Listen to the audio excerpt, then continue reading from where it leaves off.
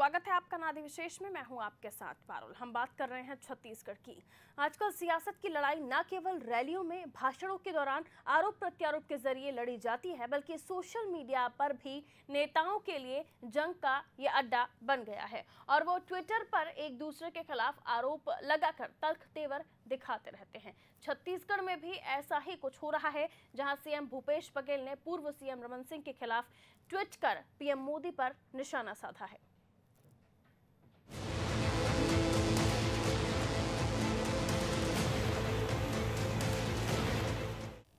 CM Bhupesh Baghel ने जब से छत्तीसगढ़ की सत्ता संभाली है, वो बीजेपी पर लगातार हमलावर हैं और अदावत सीधे पूर्व सीएम रमन सिंह हैं। और आलम यह है कि पीएम मोदी के चौकीदार कैंपेन पर निशाना साधने के लिए उन्होंने रमन सिंह के कंधे का इस्तेमाल किया। इस ट्वीट को देखकर तो ऐसा ही लगता है सीएम ने अपने ट्वीट में पीएम की चौकीदारी पर सवाल उठाया है। मुख्यमंत्री ने ट्वीट कर पूर्व मुख्यमंत्री, उनकी पत्नी और उनके दामाद और उनके बेटे पर कई प्रकरणों में लिप्त होने पर सवाल उठाया है। अब जब आरोपों के आधार पर रमन सिंह और पीएम मोदी पर एक साथ वार हुआ, तो भला छत्तीसगढ़ बीजेपी कहां चुप रहने वाली थी। पार्टी ने तुरंत पलटवार किया। तमाम प्रकार के गलत शब्दों का प्रयोग करके लोगों को भ्रमित करने का यहाँ पर प्रयास कर रहे हैं। ये बात सत्य है कि कौन फरार है कौन नहीं फरार है। बिल्कुल सही कहा उन्होंने कि जब माँ बेटे जिस कांग्रेस पार्टी के सोनिया गांधी जी की बात करें या राहुल गांधी की या उनके दामाद की बात करें, दो लोग तो बेल में हैं। ये बेल नहीं मिलती तो शायद वो जेल के अंदर में रहते। दामाद का जमीन का घोटाला है, तो एक हाहाकार कांग्रेस में बचा है कि ये चौकीदार यदि आने वाले 5 साल में आ गया तो शायद ये बेल भी नहीं मिलेगी और इनके रास्ते जेल के अंदर होंगे। और इसीलिए इस तरह का ट्वीट और इस तरह का वक्तव्य इस तरह के कांग्रेस के नेता यहाँ पर कर रहे हैं। अब जब सीएम ने ही अकेले मोर्चा संभाल रखा हो, तो कांग्रेस का हौसला बुलंद होना तो लाजमी था। कांग्रेस की प्रदेश इकाई ने भी बीजेपी को तुरंत जवाब दिया। ये जो रॉबर्ट वाड्रा की बात करते हैं भारतीय जनता पार्टी और आरएसएस वाले, तो ये मैं समझता हूँ इनको मानसिक अवसाद है, कहीं ना कहीं ये गंभीर बीमारी से ग्रसित है।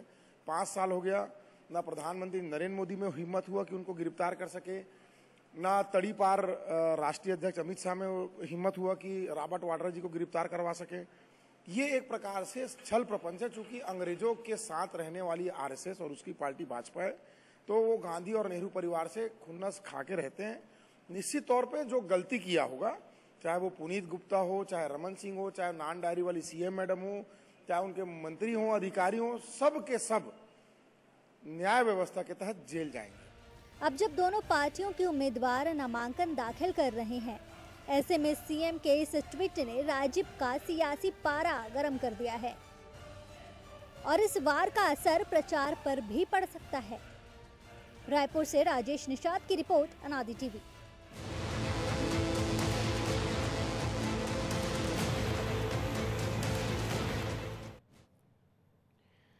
तो साफ है ट्वीट वॉर शुरू हो गया है छत्तीसगढ़ में। एक बार फिर एक तरफ देखें तो जब हमने सोशल मीडियाज देखे थे, चौकीदार कैंपेन चला, और उसके बाद अब छत्तीसगढ़ की हम राजनीति और सोशल मीडियाज देखते हैं तो वहां पर ट्विटर वॉर दिखाई देता है। क्योंकि खुद सीएम भूपेश बघेल ने सीधा कंधे पर रखी है बंदूक सीएम रमन सिंह की और चला दी है पीएम मोदी पर, क्योंकि निशाना तो सीधा पीएम मोदी पर था। और ऐसी स्थिति में अब हम छत्तीसगढ़ की अगर बात कर ही रहे हैं तो ये भी जानना जरूरी हो जाता है कि इस ट्वीट का राजनीति में और आने वाले चुनाव पर कितना असर पड़ता है। समझ लेते हैं ट्वीट में क्या कुछ था। वो तो आपने सुना ही, किस तरह से नान घोटाले वाली सीएम मैडम का नाम है, पूर्व सीएम रमन, और साथ ही साथ बेटे का भी उसमें नाम है। और इसको लेकर भी खुद भूपेश बघेल ने ट्वीट के जरिए ये कहा है कि ऐसा चौकीदार होना चाहिए। इस तरह से वो कहीं ना कहीं तंज कसते हुए पूर्व सीएम रमन सिंह और उनके बेटे पर नजर आ रहे हैं।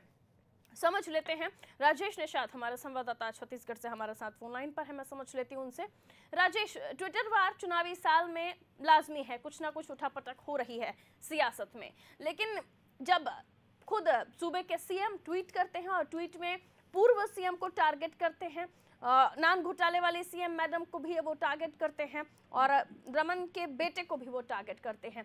कितना फर्क पड़ रहा है इससे? जो आगामी चुनाव है उसमें कितना फर्क पड़ने वाला है इन दिनों?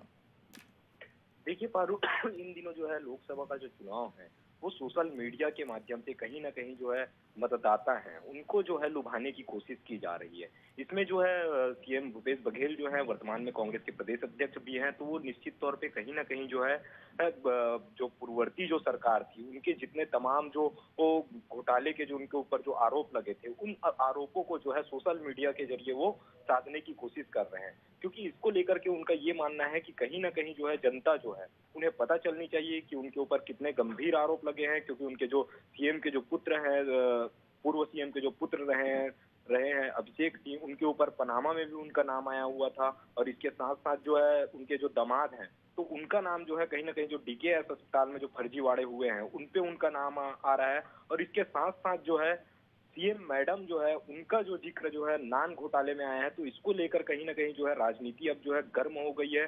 पहले भी जब कांग्रेस विपक्ष में रही थी तो इन तमाम जो मुद्दों को लेकर के लगातार जो है सरकार को घेरने की कोशिश भी कर रही थी। अब जब सरकार में आ गई है कांग्रेस तो इसको लेकर के तमाम जो एसआईटी टीम है उनकी गठन जो है वो भी कर चुकी है और इसके जांच भी जारी है। तो इसको लेकर के कहीं ना कहीं आगामी लोकसभा है तो उसके माध्यम से ये बताने की कोशिश की जा रही है कांग्रेस के द्वारा कि भाजपा जो है तमाम जो घोटाले हैं पूर्व मुख्यमंत्री के ऊपर, उनके ऊपर लगे हुए हैं, उनके परिवार के ऊपर लगे हुए हैं। तो इस तरह से जो राजनीति है वो छत्तीसगढ़ में देखने को मिल रहा है। अब राजनीति तो गरमाई हुई है राजेश, और ट्विटर वॉर भी हम देख रहे हैं किस तरह से अभी कुछ दिन पहले हमने जो दाल भात के केंद्र हैं उनको बंद करने को लेकर बात की थी, उसके बाद किस तरह से एक दूसरे पर वार प्रत्यारोप हुए ये भी हमने देखा। आज फिर एक ट्वीट वॉर शुरू हो गया है छत्तीसगढ़ में, जहां भूपेश बघेल आरोप प्रत्यारोप का दौर छेड़ चुके हैं। इसका सीधा सीधा फर्क छत्तीसगढ़ की 11 सीटों पर तो होने ही वाला है, लेकिन ऐसी स्थिति में जब वो चौकीदार कोड इन कोड करके लिखते हैं अपने ट्वीट पर तो सीधा टारगेट मोदी जी भी होते हैं, क्योंकि वो कैंपेन जो केंद्र से शुरू हुआ है और तमाम शहरों में तमाम राज्यों में पहुंच रहा है, जहां लोकसभा और लोकसभा की सीटें उनके कैंडिडेट्स उनका निशाना है। वैसी स्थिति में ये चौकीदार दोबारा से अब जहां वो रमन सिंह को टारगेट करते हुए चौकीदार लिख रहे हैं, कितना सही कितना गलत? देखिए पारुल, छत्तीसगढ़ में जो देखने को मिल रहा है, क्योंकि अगर नरेंद्र मोदी की अगर बात की जाए जिस तरह से उन्होंने कैंपेन जो चला रखा है मैं चौकीदार, तो उसमें जो तमाम जो छत्तीसगढ़ के जो लीडर हैं, अगर पूर्व मुख्यमंत्री की बात की जाए रमन सिंह की, तो उन्होंने भी ट्विटर पे लिख के रखा है कि मैं चौकीदार रमन सिंह। इसके अलावा जो तमाम जो जितने विधायक और सांसद रहे हैं यहाँ के, वो भी सारे के सारे जो है अपने सोशल मीडिया में नाम जो है वह भी चौकीदार ऐसा करके उन्होंने लिखा हुआ है। तो इसको लेकर के कहीं ना कहीं जो तंज जो है भूपेश सरकार के द्वारा किया जा रहा है। इसके अलावा कांग्रेस भी जो है लगातार इसको घेरते हुए आ रही है, और इस कैंपेन को कहीं ना कहीं जो है कांग्रेस जो है वो इस कैंपेन के जरिए जो है बता रही है कि अगर तुम चौकीदार हो तो फिर कहीं ना कहीं जो तमाम जो घोटाले हुए हैं ये आपकी चौकीदारी में इतने जो तमाम घोटाले कैसे हुए, तो इसको लेकर के जो है कांग्रेस जो है वो भाजपा को घेरते हुए नजर आ रही है। बिल्कुल, संजय श्रीवास्तव की बात मैं सुन रही थी जहां उन्होंने कहा है कि बेल पर बाहर हैं और अगर चौकीदार सामने आ गया, अगर वो स्ट्रिक हो गया तो जेल भी जाना पड़ेगा। वहीं अगर हम बात करते हैं कांग्रेस की, तो विकास जो प्रवक्ता हैं वहाँ के, उनका भी साफ तौर पर कहना है कि अगर ऐसी कोई परेशानी, अगर आपको लगता है कि कोई आरोप है तो कार्रवाई कीजिए, लेकिन उन्होंने ये भी कहा कि जो नेता हैं पूर्व सीएम रमन हो, चाहे उनके दामाद हो, चाहे उनके बेटे हो, नान घोटाले वाली सीएम मैडम हो, ये सब जेल के अंदर जाएंगे। यानी सीधे तौर पर आचार संहिता लगी हुई है, शायद इसलिए बहुत सारे कदम जो उठाना चाह रही है भूपेश सरकार वो नहीं उठा पा रही है, लेकिन हालात दिखाई दे रहे हैं कि आगे उनका विजन क्या है छत्तीसगढ़ में। जी निश्चित तौर पर पारुल, विजन तो एकदम ही उनका क्लियर है और विजन को लेकर के वो आगे भी बढ़ते हुए नजर आ रहे हैं, और कहीं ना कहीं भूपेश सरकार की नजर जो है इस 11 सीटों को लेकर के टिकी हुई है। तो निश्चित तौर पर जो है भूपेश सरकार लगातार जो है आरोप तो लगा ही रहे, इसके साथ साथ जो है अब जो कार्रवाई जांच जो बैठी गई थी पुनीत गुप्ता के ऊपर, उनपे भी जो है तेजी जो है वो आ गई है। लगातार जो है उनके ठिकानों पर भी छापेमारी कार्रवाई की है पुलिस ने, और इसके अलावा जो है अभी उनकी लोकेशन तक का यहाँ तक पता चल गया है, क्योंकि कल ही जो है रायपुर के जो एसपी हैं आरिफ शेख, उन्होंने एक बयान दिया है कि अभी जो है तुरंत उनकी जल्द से जल्द गिरफ्तारी हो सकती है। तो इसको लेकर के कहीं ना कहीं जो कांग्रेस है वो आगे बढ़ती हुई भी नजर आ रही है, और पुलिस भी इस मामले को बहुत गंभीरता से लेते हुए नजर आ रही है। लेकिन अगर कहीं ना कहीं अगर बात की जाए भाजपा की, तो भाजपा इस तमाम जांच को जो है वो केवल बदलापुर की राजनीति लापते हुए नजर आ रही है। और इसको लेकर के जो है लगातार जो है भाजपा आरोप भी लगा रही है कि कांग्रेस के पास कोई मुद्दा नहीं है, वो केवल रमन सिंह के जो परिवार है उनको घेरने की कोशिश कर रही है। अगर इसी में अगर लोकसभा की बात की जाए तो कहीं ना कहीं जो है कांग्रेस जो है इसी मुद्दे को जो है छत्तीसगढ़ पे वो भुनाने की कोशिश कर रही है, ताकि तमाम जो जनता है उन्हें ये पता चल पाए कि रमन सरकार में कितने घोटाले हुए हैं। तो उसको लेकर के जो ट्विटर वार जो है वो लगातार जारी है। चलिए मैं लौटती हूँ राजेश आपके पास। धनंजय सिंह ठाकुर हैं, कांग्रेस प्रवक्ता, हमारे साथ फोन लाइन पर जुड़े हुए हैं। धनंजय सिंह जी, बहुत स्वागत आपका नादी टीवी में। नमस्कार। नमस्कार धनंजय सिंह जी, ट्विटर जो ट्वीट किया है ट्विटर पर सीएम भूपेश बघेल ने, जहां वो पूर्व सीएम का भी नाम लिखते हुए नजर आ रहे हैं। हालांकि बहुत ज़्यादा क्लियरिटी नहीं है, लेकिन इशारा वही है। जहां वो बेटे को भी टारगेट कर रहे हैं, जहां वो दामाद के लिए भी लिख रहे हैं, नान घोटाल वाली सीएम मैडम के लिए भी लिख रहे हैं। आरोप प्रत्यारोप इस मामले में शुरू हो गए हैं। सिर्फ ट्विटर पर ही नहीं, प्रतिक्रियाएं भी सामने आ रही हैं। कहा यह जा रहा है अगर देश का चौकीदार सामने आ गया तो जो बेल पर बाहर है वो जेल जाएंगे। देखिए, जिस प्रकार से 15 साल में भ्रष्टाचार और कमीशन खोरी का यहाँ नंगा नाच खेला गया सरकार के माध्यम से, और जिस प्रकार से उनको पूरी संरक्षण रमन सिंह सरकार के द्वारा था, और आज जो स्थिति परिस्थिति बदली जब राज्य में, तो डीकेएस जो लोगों के स्वास्थ्य के लिए था, आम लोगों के स्वास्थ्य के लिए बहुत बड़ी योजना थी, उस योजना में किस प्रकार का भ्रष्टाचार हुआ है। आप इसको सिर्फ आर्थिक भ्रष्टाचार तक मत रखिए, इस पूरे मसले को आप देखिए कि कितने लोग विश्वास से डीकेएस में आके इलाज कराना चाह रहे थे, उन लोगों का इलाज नहीं हो पाया सिर्फ इनके भ्रष्टाचार के कारण, क्योंकि वहाँ संसाधन जो है उपलब्ध नहीं हो पाए थे। तो पूरी तरीका से ये एक मानव समाज को भी परेशान करने वाला था, बीमार लोगों को भी ये दुख देने वाला विषय था। और करोड़ों रुपए का भ्रष्टाचार रमन सिंह के जो दामाद है पुनीत गुप्ता करते हैं, पूरी चीज प्रमाणित हो चुका है। और आज रमन सिंह कहते हैं कि वो खुद चौकीदार है। कैसे चौकीदार है? जिनके चौकीदार में उनका दामाद ही भ्रष्टाचार कर रहा है। और कई प्रकार से जो 36 हजार करोड़ का नान घोटाला है, जिसमें डायरी जब्त होती है, 127 पेज की डायरी में 6 पेज की जांच होती है उसी डायरी का, और बाकी पेजों की जांच नहीं होती है। तो जब 6 पेज की जांच आप करते हैं और बाकी पेजों की डायरी की जो जांच नहीं करते हैं, तो कहीं ना कहीं पूरी भ्रष्टाचार में जो संलिप्तता भारतीय जनता पार्टी सरकार के, भारतीय जनता पार्टी नेताओं के, मंत्रियों के, रिश्तेदारों को रही है, उसको बचाने का काम चौकीदार ने किया हुआ है। और आज मैं वो चौकीदार बोल के जो राज्य की जनता को गुमराह कर रहे हैं, असल मायने में तो चोर को बचाने के लिए निकले हुए हैं, चोर को बचाने के लिए चौकीदारी कर रहे हैं। साफ तौर पर अगर देखा जाए धनंजय जी, इन दिनों टेक्नोलॉजी डेवलप हुई है, तो जो प्रवक्ताओं का आरोप प्रत्यारोप लगाने का तरीका है वो भी डेवलप हो गया है। यानी अब अगर कुछ हाथ ना आए तो ट्विटर के जरिए वार कर दीजिए। टारगेट तो रमन सिंह थे, लेकिन रमन सिंह के जरिए प्रधानमंत्री नरेंद्र मोदी पर भी चौकीदार के मामले में तमगा जड़ दिया है।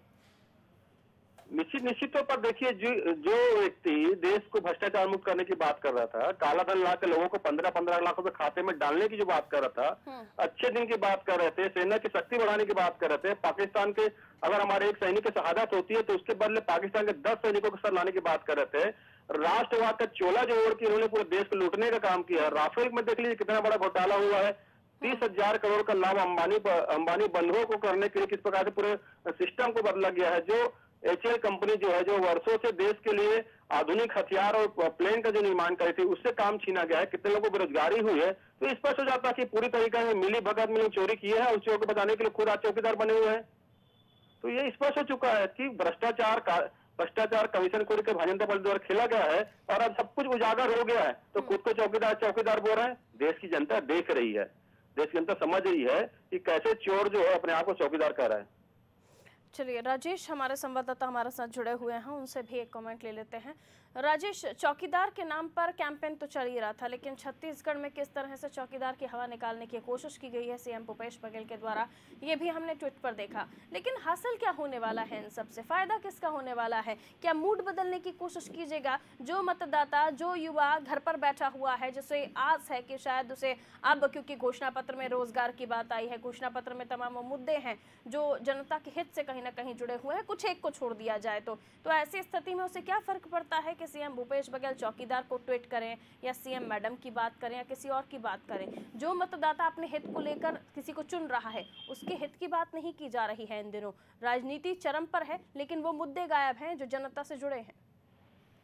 देखिए पारुल, कहीं ना कहीं जो है जनता के मुद्दों की अगर बात की जाए तो अभी आचार संहिता भी लगा हुआ है, तो उसको लेकर के मुख्यमंत्री किसी तरह का कोई दिशा निर्देश भी नहीं दे सकते। तो इसलिए जो है वर्तमान दौर में ऐसा देखने को मिल रहा है, क्योंकि अभी लोकसभा चुनाव है, तो उसको लेकर के जो है दोनों जो पार्टियां हैं वो लगातार जो है आरोप प्रत्यारोप लगा रही है। क्योंकि अभी हाल ही में हमने देखा आईना इस तरह से कांग्रेस के द्वारा भाजपा को भेजा गया, तो इस तरह के जो आरोप प्रत्यारोप है वो हमें देखने को मिल रहा है। लेकिन अगर मूलभूत अगर जनता की बात की जाए, मतदाताओं की बात की जाए, तो उनको लेकर के दोनों पार्टियों की ओर से कोई बेहतर कदम जो है उठाते हुए नजर नहीं आ रहा है। राजेश, हम पहले भी हमने चुनाव देखे हैं, उस समय घर घर जाते थे कार्यकर्ता, अपील करते थे वोट करने की, अपने बारे में बताते थे, अपने रिश्तेदारों को टोलियों की टोलियां निकलती थी। लेकिन अब प्रचार प्रसार मुझे लग रहा है कि कहीं ना कहीं कम हो गया है। ये ट्विटर और सोशल मीडिया ही एक बड़ा प्लेटफॉर्म प्रचार प्रसार का बन गई है पार्टियों के लिए। जी निश्चित तौर पर पारुल, क्योंकि सोशल मीडिया जो है आजकल पॉपुलर होते भी जा रहा है और तमाम जितने जो लोग हैं वो भी सोशल मीडिया के माध्यम से जुड़ते जा रहे हैं। तो निश्चित तौर पे कहीं ना कहीं जो प्रचार का एक माध्यम है वो सोशल मीडिया जो है बेहतर तरीके से अपने भागीदारी निभाते हुए नजर आ रही है। तो कहीं ना कहीं जो तमाम जो नेता हैं वो इस सोशल मीडिया में नजर आ रहे हैं। और रही बात घर घर पहुंचने की, तो घर घर पहुंचने की बात है तो केवल प्रत्याशी ही जो है अभी तक जो देखने को मिला है कि वो घर घर पहुंच रहे हैं, साथ में जो कार्यकर्ता हैं वो जा रहे हैं। इसके अलावा अगर हम जैसे पहले हम देखने को मिलता था कि तमाम जगहों पे इंस्टॉल लगा रहता था पार्टी का। ठीक है, मैं रोकती हूँ आपको। यहाँ राजेश लौटूंगी आपके पास। संदीप शर्मा जी बीजेपी प्रवक्ता हमारे साथ फोन लाइन पर बने हुए हैं। संदीप जी, बहुत स्वागत अनादि टीवी में आपका। जी जी धन्यवाद। संदीप जी, जो स्थिति हम छत्तीसगढ़ में देख रहे हैं, जहाँ ट्वीट वॉर चल रहा है, चौकीदार लिखा है, लेकिन ये कैसा चौकीदार है, जनता से पूछ रहे हैं ट्विटर के माध्यम से। खुद सीएम भूपेश बघेल और बेटे, दामाद, खुद पूर्व सीएम और जो नान घोटाले वाली सीएम मैडम हैं, उसको भी लेकर उन्होंने इस पूरे मैटर को डिसाइड किया है, उसको क्रिएट किया है। किस तरह से देखते हैं? क्या चीज पूछना चाह रहे हैं? आपका सवाल ही मेरे को पता नहीं है अभी तो। सर, सीएम भूपेश बघेल का ट्वीट देखा है आपने?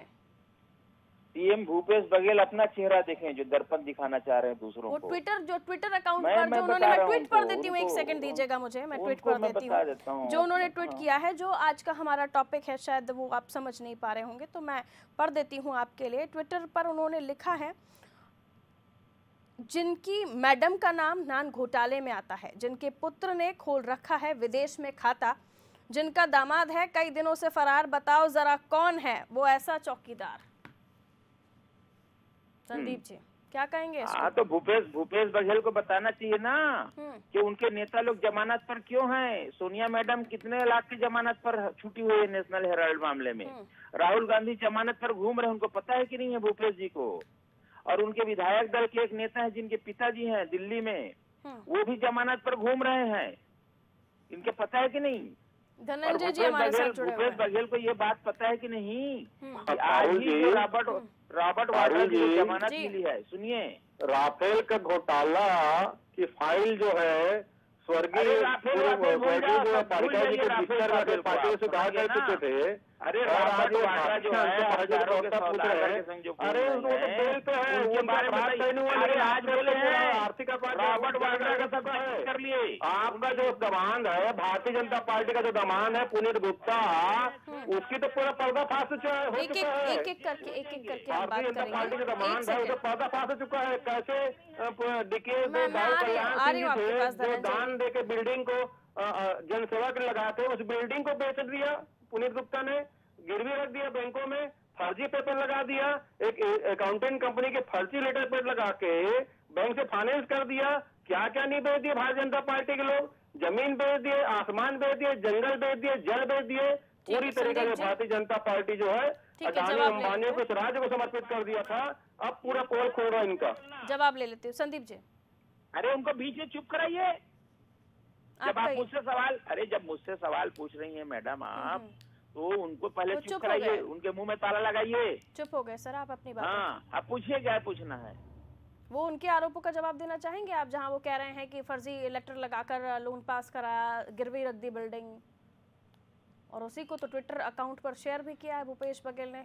भले ही वो क्लियर नहीं कर रहे, लेकिन लिखा तो कुछ ऐसा। मैडम आप उनसे सवाल करिए ना कि सोनिया मैडम कितने के जमानत पर छुट्टी है, आज रॉबर्ट वाड्रा का पासपोर्ट क्यों जब्त कर लिया? मतलब सवाल आप भी करेंगे, सवाल वो भी करेंगे। दोनों ही पार्टियों के पास एक दूसरे के सवालों के जवाब नहीं है। इनके पास जवाब नहीं है। जो ईमानदार आदमी होता है वो देश में रहता है। अगर इन्होंने फर्जी आरोप लगाया है तो 5 साल तक केंद्र में इनकी सरकार रही है। 2014 से गांधी परिवार पे आरोप लगाते आए हैं और आज तक आरोप लगा रहे हैं और जिंदगी भर आरोपी लगाते रहेंगे, क्योंकि तथ्यों कमी इनके पास में है, इनके पास सोच नहीं है। ये देश की जनता को संदीप जी, केंद्र में आपकी सरकार रही तो आप चाहते तो बड़ी कार्रवाई कर सकते थे। कार्रवाई हो रही है, लगा रही है। इनके बिना तथ्यों का सुबह शाम से पूछते हैं कि जेटली जी क्या बोलते हैं देश की जनता को समझ में नहीं आता, क्या बोलते हैं मोदी देश की जनता को समझ में नहीं आता, आरोप लगाया और चले गए। तो धनंजय जी, आप लोगों ने जिस तरह से ट्विटर को चुना है राजनीति को गर्म रखने के लिए, मुद्दों को उठाने के लिए, मुद्दों को उठाकर ही तो आप सत्ता में आए थे, लेकिन कुछ और मुद्दों को गर्म रखना है इसलिए ट्विटर पर ट्वीट करते जाना है। जनता का भला नहीं कर सक रहे हैं, वादा पूरा नहीं कर सक रहे हैं, ट्विटर खेल रहे हैं, भूपेश बघेल ट्विटर खेल रहे हैं। उनको कुछ पता थोड़ी है राजकाज कैसे चलाना है। उनको पूछिए रॉबर्ट। ऐसे सर अच्छा नहीं लगता है जब दोनों एक साथ बात करते हैं। मैं भी कंफ्यूज हो जाती हूँ और साथ ही दर्शक भी कंफ्यूज होते हैं। अब संदीप जी आप अपनी बात रखें। देखिए, मैं ये कहना चाह रहा हूँ कि आज छत्तीसगढ़ के ट्रेजरी में हजारों करोड़ रुपए का भुगतान बचा हुआ है। सारे विकास कार्य रोक दिए गए हैं, आपको पता होना चाहिए। देखिए, कहीं भुगतान नहीं हो रहा है, बिजली की कटौती इतनी हो रही है। प्रायोरिटी क्या है आपकी पार्टी के लिए? प्रायोरिटी क्या है, किसान या विकास? मैं बता रहा हूँ, ये सरकार पूरी तरह से असफल हो गई है। पूरे छत्तीसगढ़ को अब खजाना उनको खाली मिला तो वो ये चाहते हैं कि वो करें क्या, किसानों को खुश करें या विकास करें? दोनों में से एक टाइम पर वो एक ही काम कर पा रहे हैं, शायद मुझे ऐसा लग रहा है। पूरी होने दीजिए मेरी बात को, उसके बाद आपको मेरा यही कहना है कि जो वादे किए इन्होंने उसमें पूरी तरह से फेल हो जाने के कारण जनता का ध्यान भटकाने के लिए ये ट्विटरबाजी कर रहे हैं। आज प्रदेश की जनता बदहाल होते जा रही है।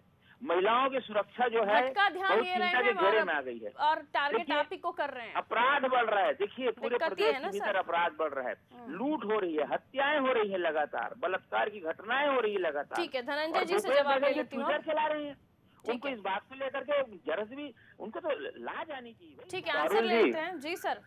पारुल जी, भारतीय जनता पार्टी जो है मुद्दों की बदहाली से गुजर रही है।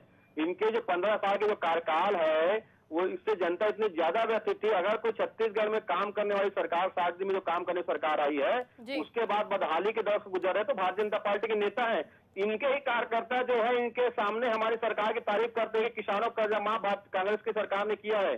2500 रुपए का धान का मूल्य कांग्रेस सरकार ने दिया। इनके ही कार्यकर्ता इनको बोलते हैं तो इनको पीड़ा होती है। असल में मानसिक दिवालियापन और बदहाली से भारतीय जनता पार्टी के नेता गुजर रहे हैं। और जैसा कि उन्नाव और कठुआ में पारुल जी, जैसे उन्नाव और कठुआ में दुष्कर्म की घटनाएं हुई और भारतीय जनता पार्टी के नेता तिरंगा लेकर दुष्कर्मी को बचाने निकले थे, वैसे ही यहाँ पे आर्थिक अपराध जिस पे लगा हुआ है पुनीत गुप्ता को छुपा के भारतीय जनता पार्टी से ले लेती हूं। अब समय मेरे पास लिमिटेड है। संदीप जी, घूम रहे हो, कोई हमारे पार्टी का कोई मेंबर नहीं है, हमारा कोई उनको बचाव के लिए नहीं निकला है। ये आप ही रट रहे हो, समझ गए ना? आप अपने राष्ट्रीय दामाद की चिंता करिए। चलिए, बहुत बहुत शुक्रिया। आप दोनों का समय मेरे पास इतना ही था, आगे नहीं बढ़ पाएंगे हम। राजेश से एक कमेंट जरूर ले लेती हूँ। राजेश, आरोप प्रत्यारोप दिखाई दे रहे हैं। जनता के हित की बात घोषणा पत्रों में जरूर हुई है, वादे निभाने की अब बातें सामने आने लगी हैं। खजाना खाली मिला था सरकार को, कोशिश सरकार की हुई, लेकिन शायद समय रहते वो पूरे नहीं हो पाए, इसलिए निशाना भी पार्टी यानी कांग्रेस की सरकार बन रही है। बीजेपी की बात करें तो उनके पास सवालों के जवाब नहीं है, और जो बीजेपी के सवाल हैं उसके जवाब शायद कांग्रेस के पास नहीं है। और इस कंडीशन में दोनों ही पार्टियां इक्वल टू पोजीशन यानी बराबरी पर दिखाई दे रही हैं। जी निश्चित तौर पर पारुल, क्योंकि दोनों जो पार्टियां हैं, जो आरोप प्रत्यारोप का जो दौर है वो लगातार ये लोग कर रहे हैं, एक दूसरे के ऊपर आरोप लगा रहे हैं। लेकिन कहीं ना कहीं अगर जनता के जो मूलभूत जो सुविधाएं हैं और जनता के हित की यदि बात की जाए, जनता, क्योंकि मतदाता ऐसे हैं, मतदाता तो उन्हें वोट दे करके अपना नेता तो चुन लिया है और कुर्सी पे बैठा तो लिए हैं, लेकिन कहीं ना कहीं अगर विकास की बात हो तो विकास की बात को लेकर के कहीं ना कहीं जो है सरकार जो है पिछड़ते हुए नजर आ रही है। और इसको लेकर के पार्टियां जो है केवल लोकसभा चुनाव को लेकर के अपने आपस में ही वो केवल आरोप प्रत्यारोप लगाते हुए नजर आ रही है, लेकिन जनता के विकास को लेकर के कहीं ना कहीं जो दोनों जो पार्टियां हैं वो पिछड़ते हुए नजर आ रही है। बिल्कुल, किसानों के मुद्दे पर सत्ता में आए, लेकिन आधा किसान खुश है और विकास पूरा ही दुखी बताया जा रहा है। बहुत बहुत शुक्रिया राजेश तमाम जानकारी साझा करने के लिए। तो छत्तीसगढ़ की हम बात कर रहे थे, जहां ट्वीट वॉर इन दिनों दिखाई देने लगा है। पहले आईना गिफ्ट करने की कवायद चल रही थी, एक प्रोसेस चल रहा था, का आईना गिफ्ट भेजिए, ऑर्डर कीजिए, उसका स्क्रीनशॉट लेकर ट्विटर पर पोस्ट कीजिए। सियासत तब भी गर्माई। अब एक ट्वीट हम देख पा रहे हैं भूपेश बघेल साहब के अकाउंट पर, जिसमें वो जहां पूर्व सीएम रमन सिंह की बात करते हुए नजर आ रहे हैं, एक कहीं ना कहीं इनडायरेक्टली निशाना साधते हुए नजर आ रहे हैं। वहां सीएम मैडम का नाम भी लिखते हैं, वहां दामाद की बात भी करते हैं, बेटे की बात भी करते हैं। सरकार अब छत्तीसगढ़ में कांग्रेस की है, कार्रवाई आगे क्या होगी ये तो वही जाने। लेकिन केंद्र की सरकार की बात करें, जिन मुद्दों को कांग्रेस घेरने की कोशिश कर रही है बीजेपी को लेकर, इस मुद्दे पर पहले भी अगर चाहती तो मोदी सरकार कार्रवाई कर सकती थी, लेकिन ऐसा नहीं हुआ। अब दोनों के पास सवाल बेहद है और दोनों के पास जवाब एक भी नहीं। फिलहाल मुझे दीजिए इजाजत, आप देखते रहें अनादि टीवी।